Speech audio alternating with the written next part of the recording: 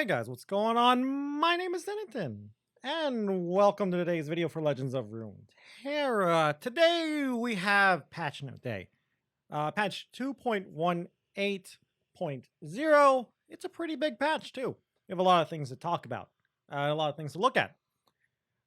Some pretty good stuff though, but a lot of stuff, in my opinion, are missing. A lot of cards I wanted to see get nerfs didn't get nerfs, and a lot of cards I wanted to see get busted didn't get busted. But overall, I would say it's a good patch. It just had a lot of room for improvement. Anyway, with that said, let's go and why don't we take a quick look at the patch and the patch notes, I guess. So patch 2.18.0. Lots of stuff to read here in the very beginning before we get to the cards. We'll skim over it real quick because it's a lot of words to say, not a lot of stuff. Basically, just to update on how the balance patch is going to be scheduled in the future. So, an update on card updates. As promised back at the launch of Beyond the Bandlewood, we've got quite a few card updates for this patch. Before we jump into that, they wanted to share an update on the overall philosophy and how they're going to balance moving forward. We feel that live balance updates are important to improve LOR's overall player experience, and so moving forward, expect to see regularly occurring scheduled card updates targeted towards impacting the meta, nerfing clear overperformers, buffing underperformers, and generally improving deck diversity. These updates will be staggered in between expansion releases. The card updates in this patch were built using our updated philosophy, so you can expect something similar in scope and priority in upcoming patches as well. So I'm going to skip the next things because it's basically expanding on that. But basically, we're going to be getting they're updating how they're updating, if that makes sense, the balance patches. So we're going to get a balance patch every other month starting in the new year. So let's say month 1, we get a card set, like new cards. Month 2, no new cards unless I guess there's an event or something. But month 2 would be balance patch. And then every other month, it would basically switch vice versa. So it's like month 1 cards, month 2 balance, month 3 cards, month 4 balance, and so on and so forth until I guess they just either shut down the game or change their schedule. I like that because they used to do it every 2 weeks a long time ago, which was a little unfeasible in all honesty, and they have admitted that themselves. I like this because now it gives us a expectation. We know exactly when to expect balance patches. Now it's not just kind of a guessing game sometimes where it's like, are we getting a balance patch this patch? Are we getting just bug fixes, etc., etc.? So that's going to be nice going forward. So I like it. Sure, you can look at it like, oh, it means balance patch every 2 months. Yes, but every month, every 2 months, we're also getting cards. Like in between the balance patches, we're getting new cards, which is also kind of like a balance patch as well, because new cards means new decks. It shakes up the whole meta, and some decks that are good might not be good anymore, and vice versa. So yeah, I like it. Basically, we're gonna get a huge meta shakeup every single month, it seems. So like, looking forward to doing this. It seems like they'll start it on January though, so for the rest of the year, basically this month, November and December, nothing's changing. So no more balance matches for the year, I believe. Anyway, as you can see here, we got the roadmap. We've already seen this roadmap. So November, major PvE expansion, mega event pass, which I'm pretty sure is going to have some cards as well. December, new set, so that's going to be pretty sweet though. So while we're not getting any more balance patches, barring like emergencies or anything, which could happen, I honestly wouldn't be surprised if there's like some emergency balance patch because something gets broken and has like a 100% win rate or whatever. I could see that happening, but it might happen, might not. Who knows? But yeah, so what have we got here? What are the targets for live balance? Tone down cards that are overly impactful, reduce frustrating matchups, encourage greater region diversity, and improve overall quality of life for underplayed champs and archetypes and encourage experimentation with them. Honestly, that kind of feels like what they've been doing already, but I guess it's nice to have in text, whatever, right? So yeah. Let's get into the actual changes, though. Enough rambling and looking at words and stuff and reading. Let's actually talk about card changes, because there's a lot. Now then, first off, one card I really wanted to see get nerfed, Nami. Nami, it's actually very rare to see a champion get nerfed right after it gets released. So I'm actually kind of surprised they nerfed Nami. Nami now needs to gain 8 spell mana instead of 7 mana to level up. That's a big nerf. Basically, it slows her down by 1 turn. So what you would do previously, before this balance patch goes out, you would bank mana on 1 and 2, play a 3 mana spell on turn 3, or 3 mana, use your 3 spell mana on turn 3, bank another 3 mana. That would be 6 mana. Play some spell and use up 1 spell mana or more, and then play Nami, and thanks to a tune, Nami would level up on 4, which is huge. This slows Nami down by at least 1 turn, and it makes the early game a little bit more awkward for Nami Zoe, which is nice. And it doesn't really kill other Nami decks, so Nami Fizz might still be a thing. It's always been like a fringe deck, but this might be like a good thing for Nami Fizz. Let's see what they have to say, though. Nami was a little too explosive when leveling up as early as 4, so we're increasing her level up requirement to slow her down a bit. I like it. I really do like this. It also means you can try other things with Nami now, like using Nami alongside, I don't know, Fangs or maybe Fiora or something. So I like it. It opens up other possibilities for Nami, and it makes you not feel too bad for playing Nami in a deck that's not Nami Zoe. Great change. That doesn't kill the card, but it hurts extremely strong decks a lot. I love it. Next change. Draven lost 1 health. I mean, there's not much to talk about here, in all honesty. I hate this nerf. I've always said I think Draven did need a small nerf, but I think, in my opinion, this was too big of a nerf. Not even much they're saying here. We're bringing down Draven's health to reduce his overall power without impacting his exciting axe juggling elements. I'm a little worried about this nerf. Sure, he's still creating an axe on summon, which is nice, but dying to Mystic Shot is big. Also Avalanche, of course. We saw what happened with Fiora when Fiora went from a 3-3 to a 3-2. Fiora and Draven were very similar. I feel like Draven's going to go in a similar direction as Fiora and start to be pretty much unplayed now.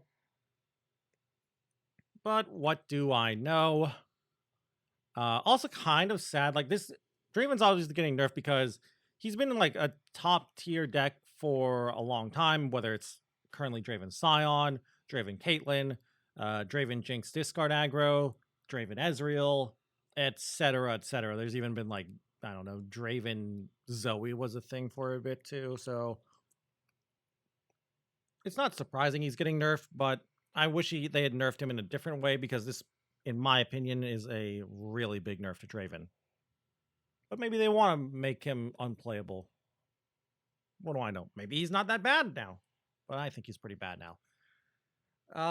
Next up, what do we got next? We got Tristana. So she's getting a little small buff here. Tristana will now give herself impact as well as allies.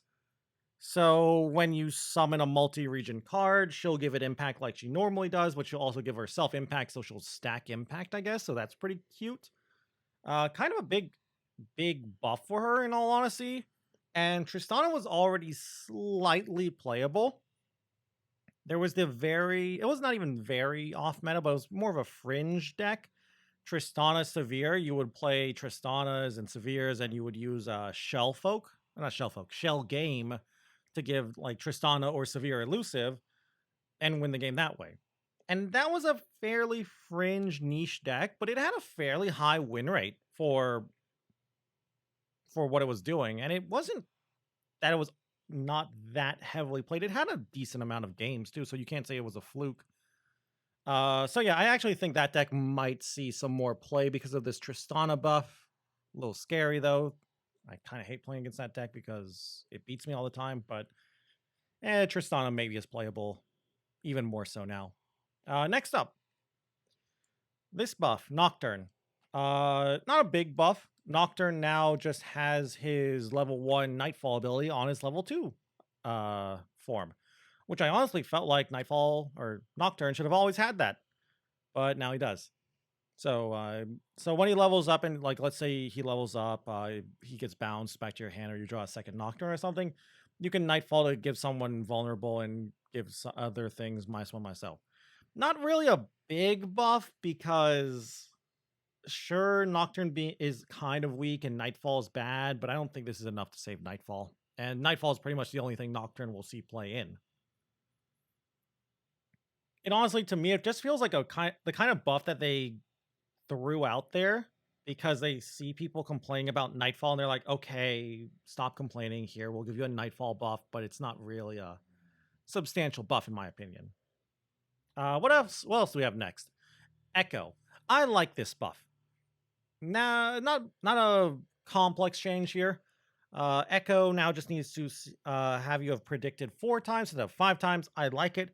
One of the problems, in my opinion, with Echo is that he kind of has to be paired with Shurima because just PNZ, Piltover and Zon, does not have enough predicts to level him up fast enough.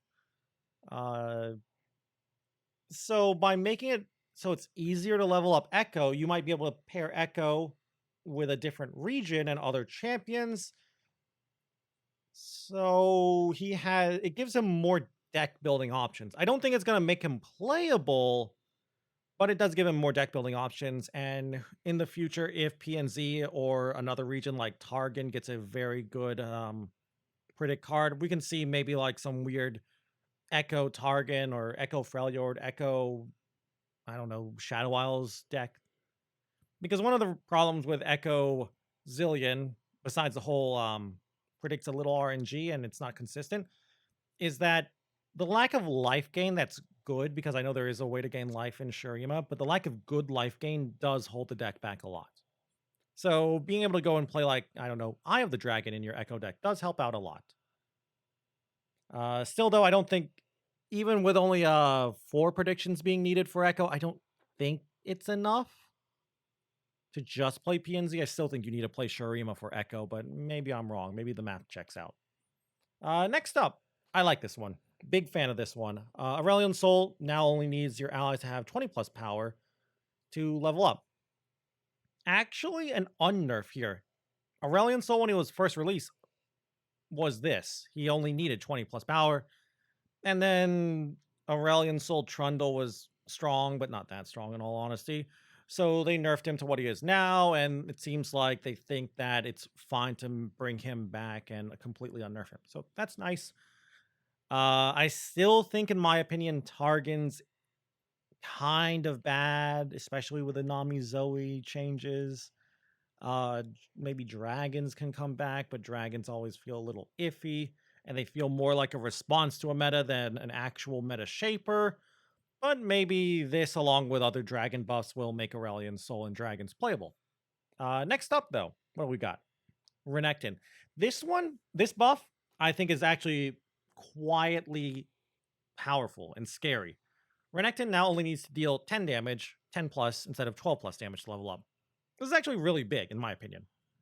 So before you would need Renekton to challenge twice to level up, because he would get 6 plus 6. Now he only really needs to challenge 1. 6 on the first, 6 on the first attack, 4 on the second, that'll equal 10, and that'll level him up. That's kind of big, and I could actually see Renekton leveling up on the same turn you play him now. Use like just some buff spells and get the 10 damage that way. So a little scary here. I could see an Overwhelm deck becoming a thing again. Sure, Shape Stone and Merciless Hunter being nerfed is one of the main reasons why you don't see Overwhelm too much anymore. But maybe this deck can help out. Or this buff can help out that deck. And maybe it can prey on some decks that start to arise that get a little greedy. I don't know. All I'm worried about is if people try to slow down and play slower decks, I'm worried that Overwhelm, Fearsome Aggro, and Burn decks in general are just sitting on the sidelines ready to just pop up and aggro people down. Next up, Huge buff. I love this buff. Lux is now 5 mana. Lower stat line, she's now a 3/5 instead of a 4/5. But that 1 mana discount is huge. Now, the problem is, I don't think this is going to make Lux playable. Also, Final Spark can now be used to, or cast directly on the enemy Nexus, which is kind of nice. It's not really going to come up too often, because if your opponent has no units on the field and you have a Final Spark in hand, you're probably already winning the game anyway. It's just a nice little quality of life update, really. The more important thing is she now costs 5 mana. I like the buff, and I do think that this might make Lux a fringe playable card from being completely unplayable. I just don't think it's enough. Like, so here's the thing. The problem with Lux, in my opinion, it's not Lux. Like, sure, 6 mana Lux was a little bad. The problem with Lux is you got to play Demacia, and outside of a few cards, Demacia control is kind of lacking. And you might say, well, just only play Lux as your Demacia card. Sure, of course, but you're going to probably play like Single Combat and Concerted Strike and maybe Judgment. And of course, Sharp Sight too, because that card's busted. But I don't know. Like, Radiant Guardian doesn't feel that great anymore. I don't know. So I can see Lux maybe making a solid tier 3 deck with this buff, but just a little worried. That and the Aurelion Soul buff might make Aurelion Soul C play, and if you're playing a Lux deck, you don't really beat Aurelion Soul. Now, granted, you could also play Lux Aurelion Soul. That was a deck for a bit, and it was not terrible. It was actually kind of solid, too. So I know I'm going to try that deck out, in all honesty. I don't think it's good. I think it's too slow, but hey, whatever. I'll try it out. What do we got next? Quinn. Do I even have to talk about this buff? Quinn got +1 health. That's it.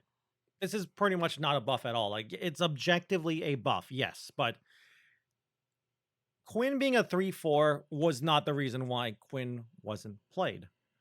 Quinn's not played for a lot of reasons. One, she's a little too expensive at 5 mana.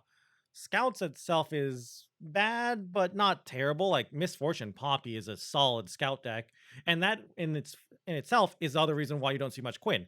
Anyone playing Scouts is first off playing Misfortune, of course, because Misfortune Scouts is great. But instead of playing Quinn, you know, the Scout champion, they'd rather just play Poppy because Poppy's busted.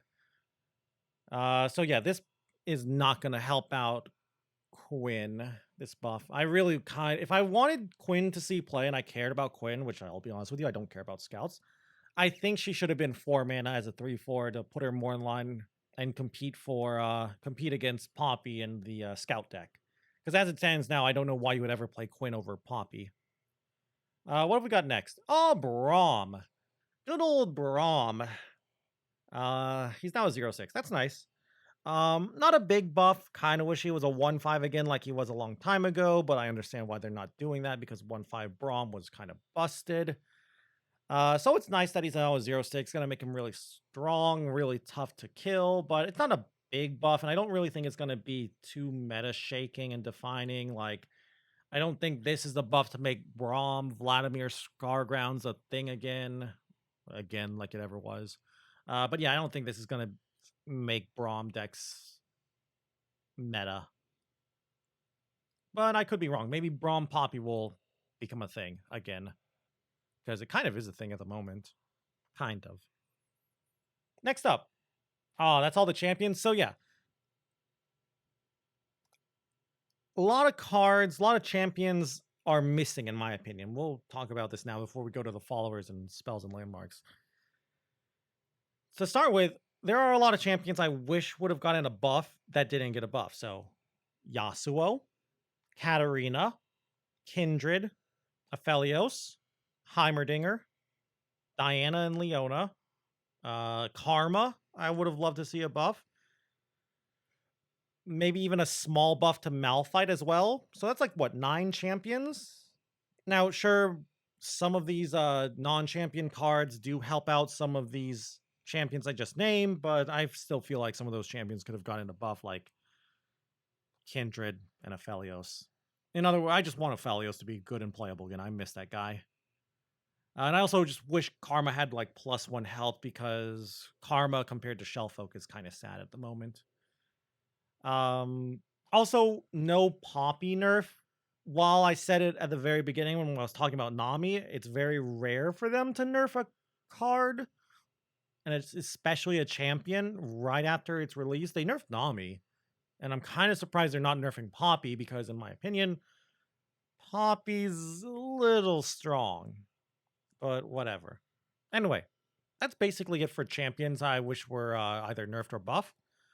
But yeah, like, I don't think there's any other champion I would like to see nerfed besides Poppy. Maybe Severe could get a small nerf, but that's pretty much if you just pressed me. Like Severe and maybe Action, I could see getting a small nerf, but that's pretty much all I could think of. Next up, follower spells and landmarks. Sparklefly is dead.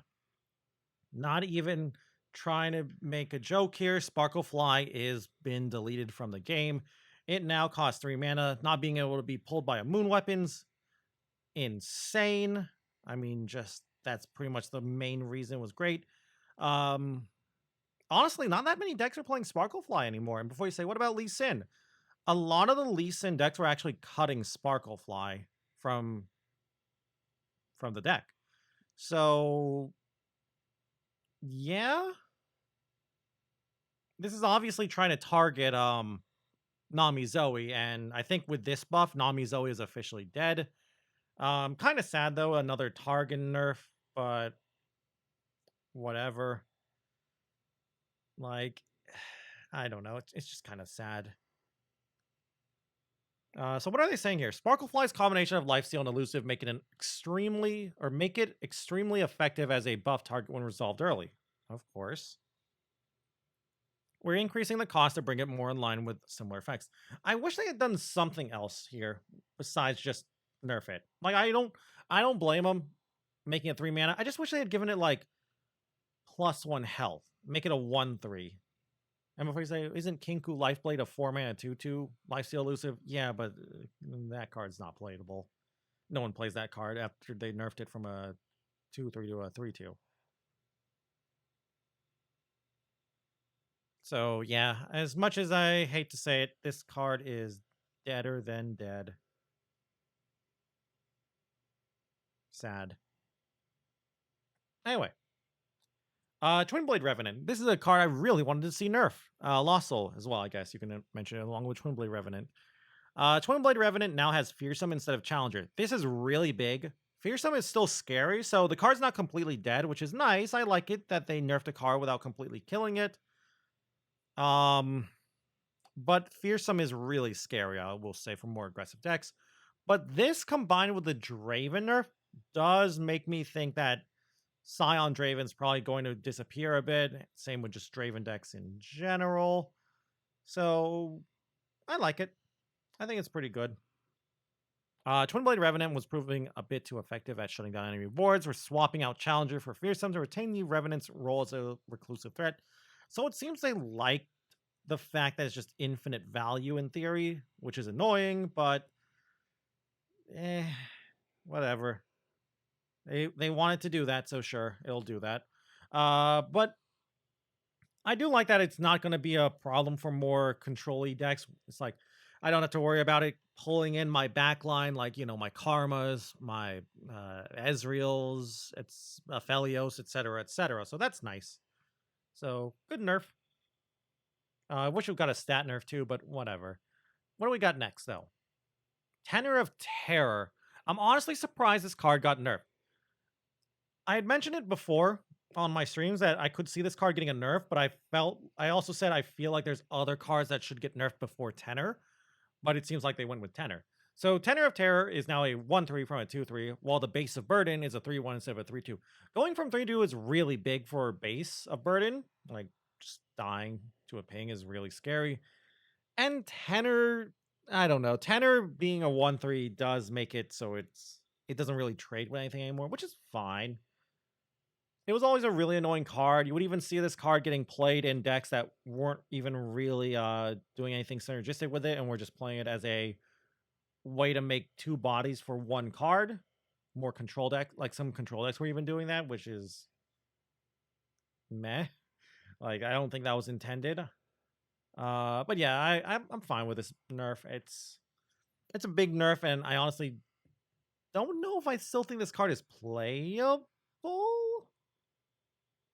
But I'll be honest with you, I don't really have much love for this card after dying to TF Gangplank Burn so many times, so I don't really care. It's kind of dead. What are they saying? Tenor of Terror and their partner in crime were too effective at enabling go-wide strats, so we're bringing their stats more in line with their cost. Okay. I'll take it. Next up, Relentless Pursuit. I like it. I was hoping they would nerf Rally somehow, and they just went out and completely nerfed Relentless Pursuit, which is nice. Relentless Pursuit now costs 4 mana. They also made it so that it grants a target ally +1/+1, so it's just not objectively worse than Golden Aegis, I assume. What are they saying real quick? We're taking a look at the minimum that rallies can cost across the board. We're moving Relentless Pursuit up to 4 costs to open up more room for counterplay against aggressive rally decks, but added some new functionality to retain its role as a viable option alongside Golden Aegis. Sure. So it is a permanent +1/+1 buff. And I can see some decks playing this over Golden Aegis, like a deck like Elusives maybe, because, buffing the Elusive by +1/+1 is much better than just getting Aegis or Barrier, which is nice. But I think for the majority of decks that want to rally, I think they'd rather play Golden Aegis anyway over Relentless Pursuit. Zed maybe could use this. Like, Zed's pretty cute, getting a permanent +1/+1 to him, so that's nice. But yeah,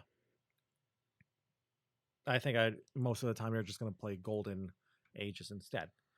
I guess you also lets you use it with Taric now. Taric can actually copy Relentless Pursuit now, because I assume you had to target with this because you have to target an ally. So you target Taric, attacking with Taric, and Taric will copy Relentless Pursuit.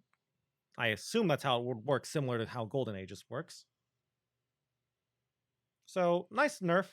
I feel like the fact that we were seeing people playing 6 rallies, 3 Relentless Pursuit, 3 Golden Aegis in decks was a little not what was intended, so it's a nice nerf. I don't think we're going to see 6 rally decks anymore, maybe like 4 rallies at most. Next up, Stone Stackers. This annoying little card. It's now a 2-mana 2/3 with impact instead of being a 2-mana 2/2 with impact and tough.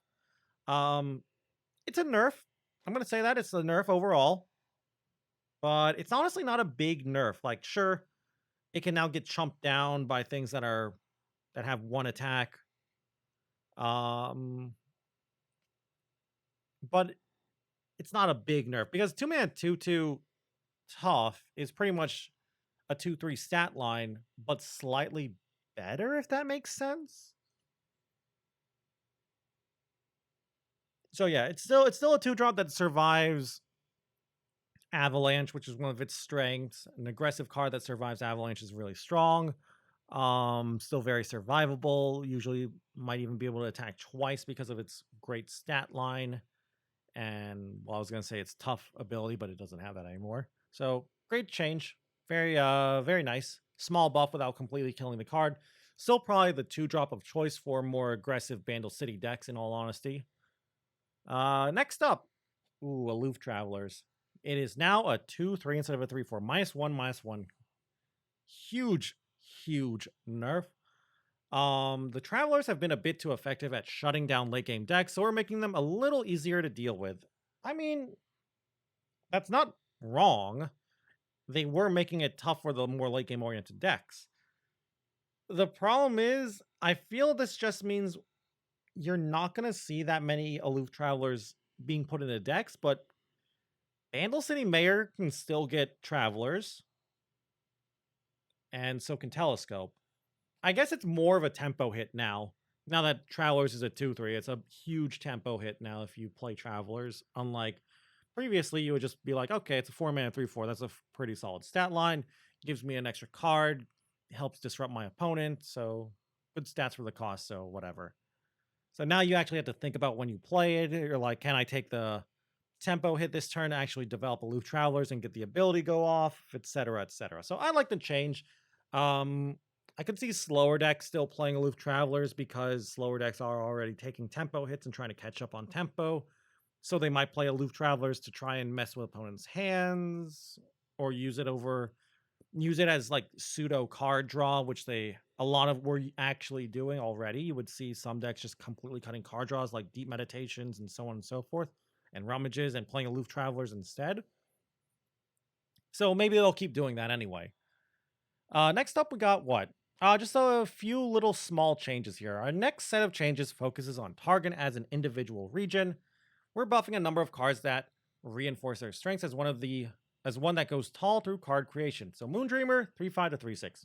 Not a big change at all. Like, the big problem with Moondreamer, I think, is that it's just slow, and just to invoke randomly without having a selection, like a way to limit what kind of things you're seeing, like Solari Priestess or Star Shaping does, is kind of bad. It's a little too high variance, I think, for a card. But the 3/6 stat line is really nice for a 5-drop, nice-ish. So it can probably block twice before it dies, so it helps. But I don't think this card's still good enough to see play.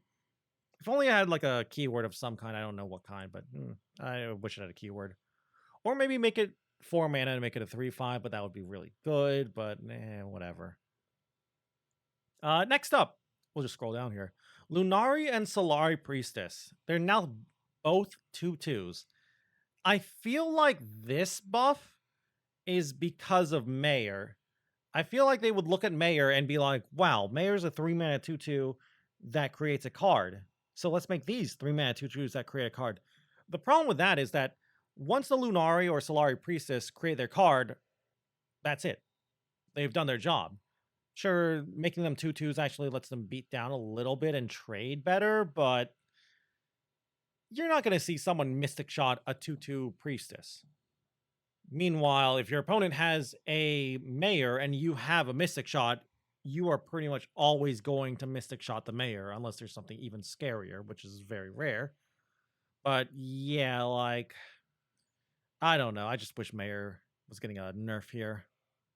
But yeah, I don't know why they did a buff to both of them, because I don't know why you would ever play Lunari Priestess over Solari Priestess. And I guess you could also say, back on the Mayor comparison, the Priestesses can give you spells like Comets and stuff, but yeah, I think the mana discount's just overall much more desirable than the potential to get, say, like a Comet, or I don't know, a Golden Sister, a really strong unit.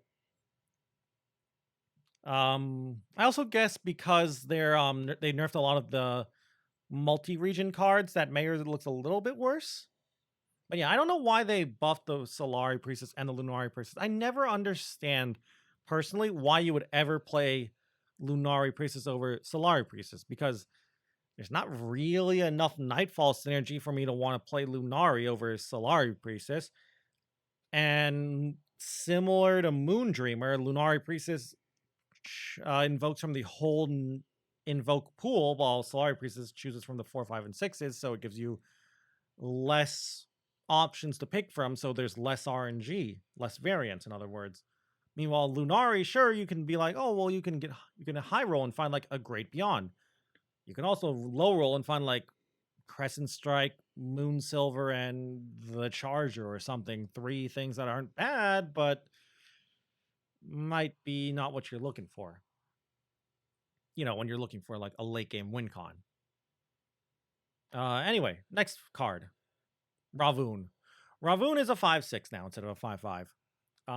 This and Solari Priestess actually make Leona a little scary. I mentioned how Leona was a card I wanted to see get a buff, but while Leona herself isn't getting a buff, these 2 cards that go in Leona decks getting a buff is kind of a buff to Leona. Ravune was already kind of difficult to kill, and now he's just that much harder to kill. Surviving against Monster Harpoon is pretty good too against Bilgewater decks. So yeah, I think very solid card. Maybe Leona Aurelion Soul can be a thing again with Solari Priestess and Ravune getting buffed and the Aurelion Soul getting buffed. Maybe we can try out Leona Aurelion Soul again. Not sure if it'll be great or even good or playable, but it's something to try out for sure. So I like the change. Sure, it's not flashy or anything cool and special, but you know, +1 health is good enough. Usually. I guess, right? Maybe not. Maybe it is. What do we got next? The Scourge. Scourge now has Overwhelm as well. It's not bad. So here's the problem I have with this. Well, I don't think it's a bad buff. Like, it's obviously a buff. The thing is, with the Scourge, I feel like if you attack with the Scourge, it means you're already winning.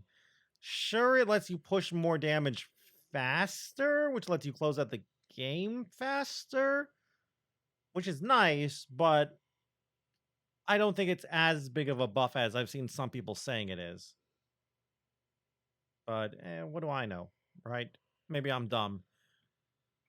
Still, though, it's not like you can actually put Scourge in your deck, so it's just a little nice little buff for target and Celestial invokes. Most of the time, though, I will still probably just pick Great Beyond or whatever else, Infernal Fire or whatever they're called, over Scourge anyway. I guess I'll take Scourge if I'm playing against like Aurelion Soul to try and kill Aurelion Soul.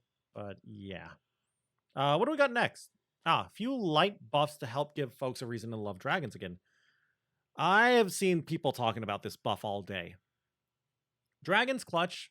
Now the buff side of it, the giving dragons +1/+1, will also give the dragons Overwhelm.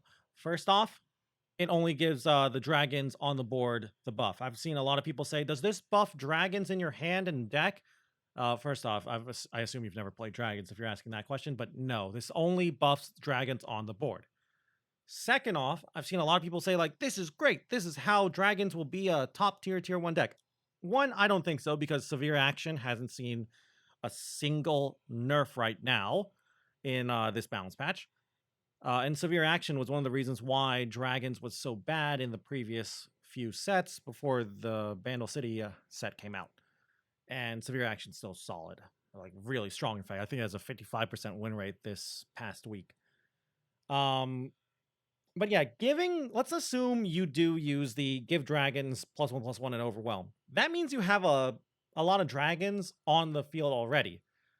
Like, let's assume, like Aurelion Soul.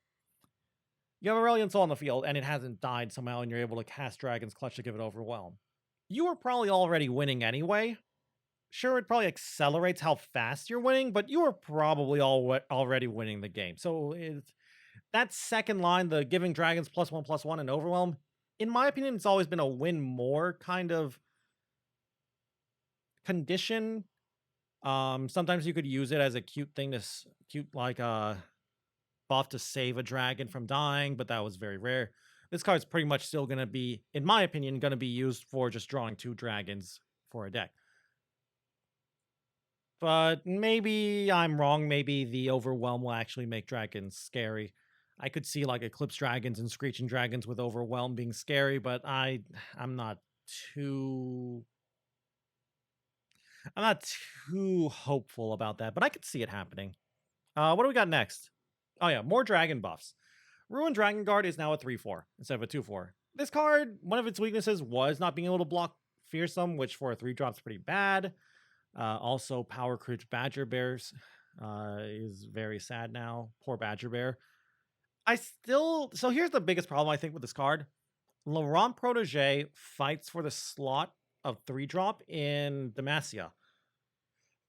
I still feel like a lot of the time I would rather play Laurent Protege over this card.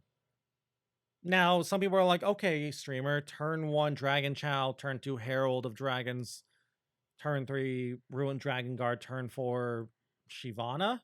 Yeah, but that's a lot of very specific things. So I don't know. I think it is definitely more playable now because of the buff, but I think now it's going to depend on the meta if you want to play dragons. Do you want a challenger that's a 2/4 challenger, or would you just rather have a badger bear that helps out dragons and fury in general? Most metas, I feel like I'd rather just have Laurent proteges along with the Dragon Guard Lieutenant and Screeching Dragon as my challengers. But I could see some metas where it's like, okay, I don't need as many challengers, cut the Laurent protege, play Dragon Guard instead. I feel like any deck playing Dragon Guard, though, will probably also play 3 Dragon Chows instead of like what we see sometimes where they cut the Dragon Chow to 2 or 1. Next up, though, speaking about buffs, Herald of Dragons, now 1/2. I don't know about this card. Sure, not dying to a ping like a Make It Rain or a Pokey Stick is big, but the problem I have with this card is, like a lot of ramp cards, like, I don't know, Warding Stones, you want to play 3 of these in your deck. I don't think anyone would argue that. You want to play 3 so you can get it down as early as possible. So you need to play 3 so you can draw it as early as possible. The issue I have with the card has always been it does nothing for you in the late game. Sure, you might say, well, you can play it and get more mana discounts. In the late game, the mana discounts don't matter as much. I'm sorry. Sure, I guess like turn 1 Dragon Chow, turn 2 Herald, turn 3 Shyvana is strong, but that's very unlikely to happen. But I can see this being played. The other problem is if you're playing Dragon Chow and Herald, in my opinion, that's a lot of support cards that are kind of dead draws in the later game. So yeah. Now you can argue, well, you can play Spacey Sketcher Streamer to discard Herald in the late game. Sure, but I don't know. I wish there was more, but it's a nice buff and dragon players are happy. Well, I'm a dragon player and I'm not that happy, but still. It's nice, but I feel like this is not the buff to help out dragons enough. Next up. Finally some miscellaneous buffs to round things out. Faces of the Old Ones. It's now a 0/3. It's fine. I don't think it's a big buff. Freljord Ramp's always kind of been either OP and busted, or it's been in the opposite direction, just been extremely weak. Currently, it's extremely weak. I don't think this is going to be the card and the buff to save Freljord Ramp, but I mean, not dying your own avalanche is really nice. That's always been one of the weaknesses of Faces of the Old Ones, is that you would play it and you'd be like, do I sacrifice my Faces so I can avalanche my opponent's board? And of course, +1 health is just nice, so it can now block 1-drops like, I don't know, little Saboteurs and stuff or whatever. And I guess some 2-drops as well, of course, like Stone Stackers. So it's nice. Next up, Vanguard Sergeant. We talked about this with the Dragon Guard guy. Another card creeping Badger Bear, power creeping Badger Bear. He's now a 3-mana 3/4 instead of a 3/3. So yeah, I have no idea why you would ever play Badger Bear now. Just play either Vanguard Sergeant. Just play Vanguard Sergeant if you want to play a 3-mana 3/4, really. Also, like, because first off, it has the elite tag, which it doesn't matter much at the moment, but who knows in the future, maybe more elite synergy. And it gives you a card. Sure, for Demacia, it's a 6-mana, give your board +3/+3 at slow speed for the turn. It's not a great card, especially in comparison to Yordles in Arms, but you get it for free, so that's nice. And with Lux getting a buff, maybe this card might see a little play. I don't think so, but maybe. I don't think it's enough to make this see play even in a Lux deck, but we'll see. And I believe that's it for card changes. Nope, we got one more. Destinator, now they completely reworked Destinator. Still creates a darkness for you, but now the damage is dealt to all enemies, scales with darkness as well, the darkness damage. So it doesn't just deal 2 to all things instead. So now it deals however much your darkness is equal to all things. So I assume, like, I don't know, let's say you've buffed darkness twice, so your darkness does 4. It'll do 4 to the unit you target, and then 4 to the board as well. So that will be 8 to the unit you target and 4 to everything else. That's a huge buff. That's like a Skies Descend for 8 mana, and you get a 7/6. That's insanely good. Is that good enough to make Darkness even better? Because Darkness, in my opinion, is not a tier 1 deck. It's a solid tier 2 deck. But I think it's a really good card. I don't think you'll play 3 of these cards in any kind of deck because it's still an 8-mana card, but I could see you going up to 2 with this. Definitely possible. And I believe that is it, though. So they've also made a change here. So cards that create cards will not be able to create themselves. So Trinket Trade, Traveler, Loping Telescope, and I assume more cards in the future that they produce and create that will be similar to this and not be able to create themselves. So that's nice. So you won't be able to see like, oh, Traveler Chains or Telescope making Telescope, which is kind of annoying. So that's a nice change. I'm very for it. Lab update, which is whatever, just a quick note that they're removing and updating the labs, removing the labs to put in new labs. Changing how the round start effect works now. So all round start effects now resolve before game ending or unit killing effects. So it's very, very fringe, but it does mean that sometimes where your opponent would win or you would win will now become a draw instead. So the example here is you both have Bandle trees on the field. So instead of, normally it would be whoever had the attack token would win because that would be their turn and they would have their Bandle tree go off first. Now both Bandle trees go off, meaning you will get a draw instead of a win. Next up, just some miscellaneous stuff. Unit keyword displays have been optimized to show more icons because of Arsenal. Rank rewards are now being distributed, so that's nice too, of course. And then some descriptions have been added for champion skins. Gotta read the bug fixes. Can't skim over these. There are actually some changes here that are actually buffs, but not really buffs because they're bug fixes, but they're buffing the card. Fix an issue. Infinite loop issue where Glorious Evolution would allow players to summon Evershade Stalkers. Didn't even know that was a thing. Mimic will now correctly copy non-champ spells and will no longer reveal created cards to the opponent. I don't know. Mimic Tribune is back on the menu, maybe. Fixed a bug where Prank would occasionally increase the cost of a card beyond playability or drop its health to 0. It was kind of hard to do that Prank bug. You needed like Karma or Mirror Mage, I believe, to actually do that, but it's nice that they fixed it. Spell Shield will now correctly block Strafing Strike. I didn't even know that was a problem. Here's one of the things that's a bug fix, which is also a buff. Curious Shellfolk will now correctly create copies of champions when used with Predict. So, you know, you can play, let's assume you're playing like Vi, Ezreal, Vi, Shellfolk. You can now time trick while you have the Shellfolk out, see Ezreal. Now you have 2 Ezreals. That's a huge buff. So I honestly just assumed it was not meant to copy because of it was a champion, but it is nice that they made a Shellfolk buff now for the champions to copy themselves or copy champions. So it's nice. Overgrown Snapvine and Tristana will now correctly or display correct keywords. I didn't even know that was a problem. Fixed an issue where Prank would not target landmarks in the opponent's hand.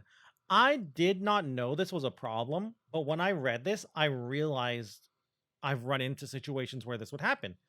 I've had situations where my opponent would have 2 cards in hand and I'd have like 3 pranks in hand. I would prank them. Only 1 card in hand would get revealed while another card from their deck would get shown instead of the second card. And it turns out and I'd be like, oh, that means the second card must be a champion because, you know, you can't prank champions. And it turned out the second card was actually Bandle Tree. And I would lose because, you know, I couldn't make the Bandle Tree cost a lot of mana and they would just play Bandle Tree anyway. So I never knew it was a problem. I always thought like I was just unlucky or something, but this basically confirms it. So that's nice to know. The next thing is a huge nerf to Darkness in Senna decks. Fixed an issue where Darkness could be created in hand before a cast copy is resolved. If you don't understand what that means, you would have Senna on the field and a Darkness in hand. You would put Darkness on the stack and then attack in with Senna, and then confirm. So Senna would attack while the Darkness is resolving, giving you another Darkness in hand. Apparently that was a bug, and it's not going to work that way anymore. That's a big nerf, but not that big, but it does really hurt Darkness in the more aggressive matchups where every single priority, every single action is important, and missing out on a Darkness is scary. Like against Rally decks. Sure, Rally's gotten a few nerfs, but Rally is still going to be around in my opinion. Only a couple more things. Zillion's ability will now correctly duplicate Relic of Power and Sentinel's Horde. I assume this is for level 2 Zillion. Fix some visual and UI and UX bugs. Cool.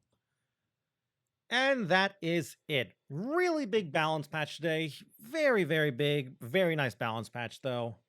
As I said earlier, there were a lot of things I wish would have been nerfed, like Poppy, Bandle City Mayor, Lecturing Yordle I could have seen getting a nerf to, Ravenous Flock as well. Some things I would have liked to have seen get buffed, like I said, Yasuo's, Heimerdinger's, Katarinas, Kindred's, Diana, Leona, Aphelios, Karma, Malphite, Fangs as well. I would have loved to have seen Fangs get a buff, and I would have loved to see Serpents get unnerfed, but in exchange nerf Equinox, because Equinox has always been the problem, in my opinion, when Targets have been great. But that's for another time, for another balance match, I guess. So yeah, that is going to be it for today's video. Lots of changes. I'd love to hear what you guys think about the balance changes and the updates. Maybe you got some deck ideas you would love to share down in the comments below. I'd love to hear them out. If you guys just enjoyed the video in general, I'd love it if you could leave a like or a comment down below. It always helps me out. And if you guys want to keep up with the Legends of Runeterra content, you can always go and subscribe to the YouTube channel. Also, if you want to watch me play some Legends of Runeterra, I'm going to be playing a lot of it actually now because of this balance patch. You can always go and check me out over on Twitch at twitch.tv/Zenitton, where I stream pretty much every single day. Anyway, though, with that all said and done, thank you all again once more for watching this video. And until I see you guys in the next one, bye!